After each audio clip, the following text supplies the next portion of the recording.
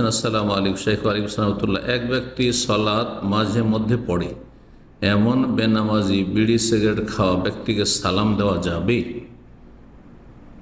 যদি মাঝে মধ্যে পড়ে, মাঝে মধ্যে পড়ে না, তো সে ফাসেক, গুনহাগার।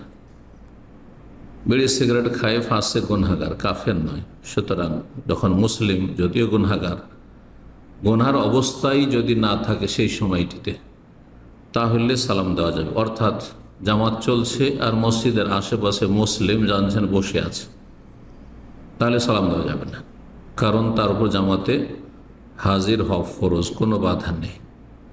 এইরকমই ধূমপান করছে, সেই সময় সালাম দেওয়া যাবে না। কিন্তু ধূমপানকারীর ধূমপান করা অবস্থা ছাড়া অন্য সময়গুলিতে সালাম দেওয়া যাবে।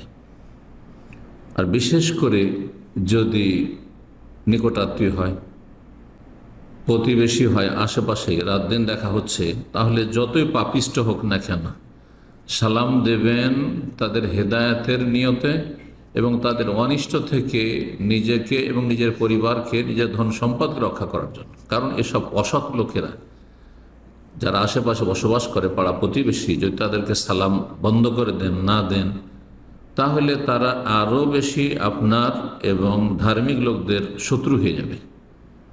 দুনিয়া আখেরা ধ্বংস করবে তাদের এবং আপনাদেরকে ক্ষতিগ্রস্ত করতে পারে। আল্লাহ তাদের অনিষ্ট থেকে রক্ষা করুন। জি।